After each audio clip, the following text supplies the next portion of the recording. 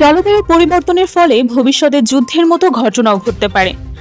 অনেক বছর আগে খুলনার কায়রা থেকে নেপালের কাছে ইন্ডিয়ার উত্তরাখণ্ডের বর্ডার সীমান্তে একটি পরিবার লবণাক্ত পানির কারণে মাইগ্রেট করে চলে যায়।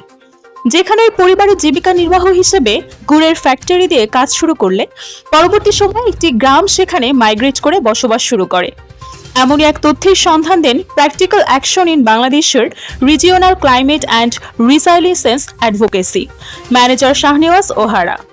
বুধবার গাজীপুরের রাজেন্দ্রপুরে 2 দিনব্যাপী center for participatory research and development আয়োজিত জলবায়ু বিষয়ক কর্মশালায় শাহনেওয়াজ ওহারা এই তথ্য দেন। তিনি বলেন, জলবায়ু পরিবর্তন উষ্ণায়নের প্রভাব পড়েছে সারা বিশ্বে। অনেক মানুষ গৃহহীন হচ্ছেন এবং আন্তর্জাতিক অভিবাসন বাড়ছে। তাই জলবায়ু পরিবর্তনকে একটি বিচ্ছিন্ন ঘটনা হিসেবে এখন আর দেখার সুযোগ নেই। যদি ওই সময় মানুষ মাইগ্রেট করে চলে যাওয়ার সিদ্ধান্ত নিতে পারে, তাহলে ভবিষ্যতে জলবায়ুর যে বিরূপ প্রভাব আসছে তাতে বাংলাদেশে বিপুল সংখ্যক মানুষের মাইগ্রেট হওয়ার শঙ্কা রয়েছে। এমনকি সামনে জলবায়ু পরিবর্তনের ফলে যুদ্ধের মতো ঘটনাও ঘটতে পারে বলে অভিমত দেন শাহনেওয়াজ। জলবায়ুর সঙ্গে রাজনৈতিক সম্পর্ক রয়েছে মন্তব্য করে শাহনেওয়াজ ওহারা বলেন, মানুষ সত্য জানলে বিপ্লবের দিকেও এগোতে পারে। জলবায়ু পরিবর্তনে অনেকটা রাজনৈতিক ব্যাপারও কাজ করে। এদিকে institute for world economics and piece এবং বিশ্ব ব্যাংকের মতো সংস্থাগুলোর অনুমানও ইঙ্গিত করছে 2050 সালের মধ্যে লাখ লাখ মানুষ গৃহহীন হতে পারে।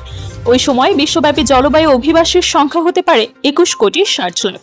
জাতিসংঘের অভিবাসন সংস্থার মতে 2022 সালের অভ্যন্তরীণ বাস্তুচ্যুতির 98% জন্য দায়ী হল ঝড়, বন্যা এবং খরা বা অনাবৃষ্টির মতো প্রাকৃতিক বিপর্যয়। 2022 সালে পাকিস্তানে বন্যায় হাজার হাজার মানুষ মারা যান, বাস্তুচ্যুত হন অনেকেই। জলবায়ু সংক্রান্ত বিপর্যয়ের কারণে অভ্যন্তরীণ বাস্তুচ্যুতির সর্বোচ্চ হার সহ 5টি দেশকে চিহ্নিত করেছে IOM। দেশগুলো হল পাকিস্তান 82 লাখ, ফিলিপিন্স 54 লাখ, চীন 36 লাখ, ভারত 25 লাখ ও নাইজেরিয়া 24 লাখ। বিশ্বব্যাংকের একটি কমিশন তাদের প্রতিবেদনে বলছে, উপযুক্ত প্রতিরোধমূলক ব্যবস্থা গ্রহণ করা না হলে 2050 সালের মধ্যে বিশ্বের 216 মিলিয়ন মানুষ বাস্তুচ্যুত হবে। প্রতিবেদনে বিশ্ব জলবায়ু পরিবর্তনের 6টি হটস্পট বিবেচনা করা হয়েছে। দক্ষিণ এশিয়ায় যে 40 মিলিয়ন মানুষ বাস্তুচ্যুত হবে, তার মধ্যে শুধু বাংলাদেশেই বাস্তুচ্যুত হবে 19 মিলিয়ন মানুষ। অর্থাৎ জলবায়ু পরিবর্তনের কারণে বাস্তুচ্যুতির ক্ষেত্রে বাংলাদেশ অত্যন্ত ঝুঁকিপূর্ণ অবস্থায় রয়েছে।